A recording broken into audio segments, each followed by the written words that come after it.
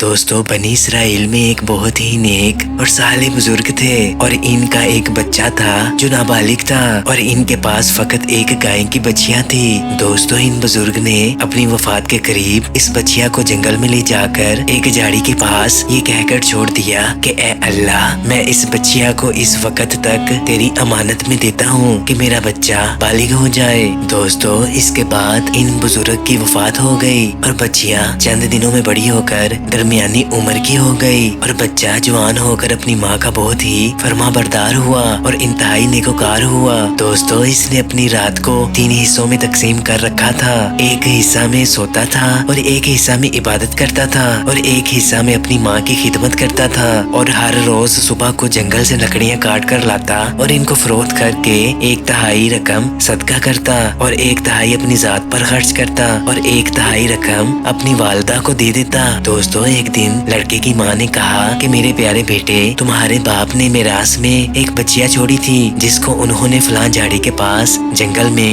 اللہ تعالیٰ کی امانت میں سونپ دیا تھا۔ اب تم اس جھاڑی کے پاس جا کر یوں دعا مانگو کہ اے ابراہیم علیہ السلام، حضرت اسماعیل علیہ السلام اور حضرت اسحاق علیہ السلام کے خدا، تو میرے باپ کی سونپی ہوئی امانت مجھے واپس دے دے۔ اور اس کی ماں نے کہا کہ اس بچیا کی نشانی یہ ہے کہ وہ پیلے رنگ کی ہوگی اور اس کی کھال اس طرح چمک رہی ہوگی کہ گویا سورج کی کرنیں اس میں سے نکل رہی ہیں۔ دوستو یہ سن کر لڑکا جنگل میں اس جھاڑی کے پاس گیا اور دعا مانگی تو فوراً ہی وہ گائے دوڑتی ہوئی آ کر اس کے پاس کھڑی ہو گئی اور یہ لڑکا اس کو پکڑ کر گھر لے آیا اور اس کی ماں نے کہا بیٹا تم اس گائے کو لے جا کر بازار میں 3 دینار میں فروخت کر ڈالو، لیکن کسی گاہک کو بغیر میرے مشورے کے مت دینا۔ دوستو ان دنوں گائے کی قیمت بازار میں 3 دینار تھی۔ دوستو بازار میں ایک گاہک آیا جو در حقیقت فرشتہ تھا۔ اس نے کہا کہ میں گائے کی قیمت 3 دینار سے زیادہ دوں گا مگر تم اپنی ماں سے مشورہ کیے بغیر یہ گائے میرے ہاتھ فروخت کر ڈالو۔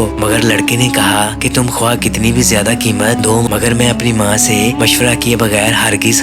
اس گائے کو نہیں بیچوں گا۔ لڑکے نے ماں سے سارا ماجرا بیان کیا تو ماں نے کہا کہ یہ گاہک شاید کوئی فرشتہ ہو، تو اے میرے بیٹے تم اس سے مشورہ کرو کہ ہم اس گائے کو ابھی فروخت کریں یا نہ کریں۔ چنانچہ اس لڑکے نے بازار میں جب اس گاہک سے مشورہ کیا تو اس نے کہا کہ ابھی تم اس گائے کو فروخت نہ کرو۔ اس گاہک نے کہا کہ آئندہ اس گائے کو حضرت موسیٰ علیہ السلام کے لوگ خریدیں گے تو تم اس گائے کے چمڑے میں سونا بھر کر اس کی قیمت طلب کرنا، تو وہ لوگ اتنی ہی قیمت دے کر تم سے گائے خرید لیں گے۔ چنانچہ چند ہی دنوں کے بعد بنی اسرائیل کے ایک مالدار آدمی کو جس کا نام امیل تھا، اس کے چچا کے دونوں لڑکوں نے اس کو قتل کر دیا اور اس کی لاش کو ایک ویرانے میں ڈال دیا۔ صبح کو قاتل کی تلاش شروع ہوئی مگر جب کوئی سراغ نہ ملا تو کچھ لوگ حضرت موسیٰ علیہ السلام کی خدمت میں حاضر ہوئے اور قاتل کا پتہ پوچھا تو آپ علیہ السلام نے فرمایا کہ تم لوگ ایک گائے ذبح کرو اور اس کی زبان یا دم کی ہڈی سے لاش کو مارو تو وہ زندہ ہو کر خود ہی اپنے قاتل کا نام بتا دے گا۔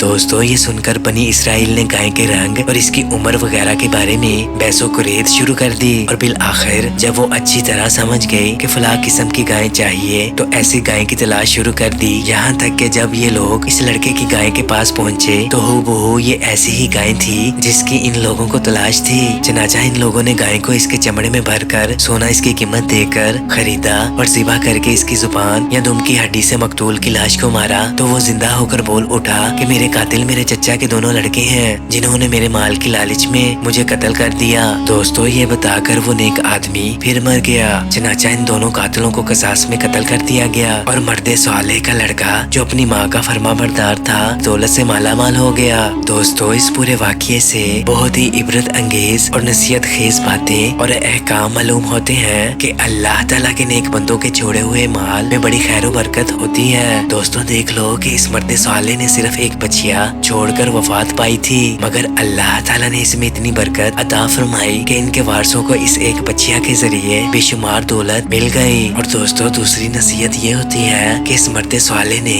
اولاد پر شفقت کرتے ہوئے بچیا کو اللہ کی امانت میں سونپا تھا، تو اس سے معلوم ہوا کہ اولاد پر شفقت کرنا اور اولاد کے لیے کچھ مال چھوڑ جانا یہ اللہ والوں کا طریقہ ہے۔ اور دوستو تیسری بات یہ معلوم ہوئی کہ ماں باپ کی فرما برداری اور خدمت گزاری کرنے والوں کو اللہ تعالیٰ غیب سے بے شمار روزی کا سامان عطا فرما دیتا ہے۔ دیکھ لو کہ اس یتیم لڑکے کو ماں کی خدمت اور فرما برداری کی بدولت اللہ تعالیٰ نے کس قدر صاحب مال اور خوشحال بنا دیا۔